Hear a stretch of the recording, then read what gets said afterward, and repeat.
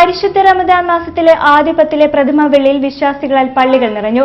പട്ടാളപ്പള്ളി, മൊയ്തീൻ പള്ളി, കുറ്റിച്ചിറ മിഷ്കാൽ പള്ളി എന്നിവിടങ്ങളിൽ ധാരാളം വിശ്വാസികൾ എത്തിയിരുന്നു.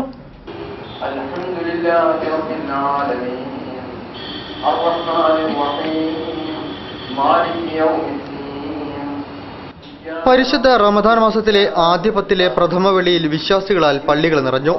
വിശുദ്ധ ഭാവങ്ങളുടെ വീണ്ടെടുപ്പിനായി ഇസ്ലാം മതവിശ്വാസികൾ റംസാൻ വ്രതക്കാലം ആത്മസമർപ്പണത്തിന്റെയും സഹനത്തിന്റെയും നാളുകളാക്കുകയാണ്.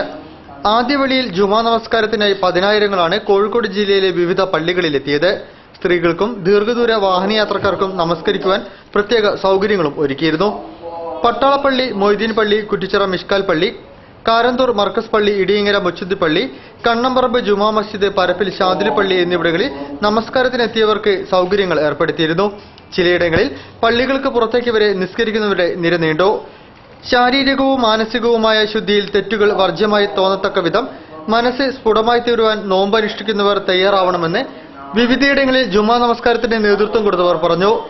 ഇസ്ലാം മുന്നോട്ട് വയ്ക്കുന്ന മധ്യമ സമീപനത്തിന്റെ കൂടി വീണ്ടെടുപ്പാണ് നോമ്പെന്നും അവർ കൂട്ടിച്ചേർത്തു.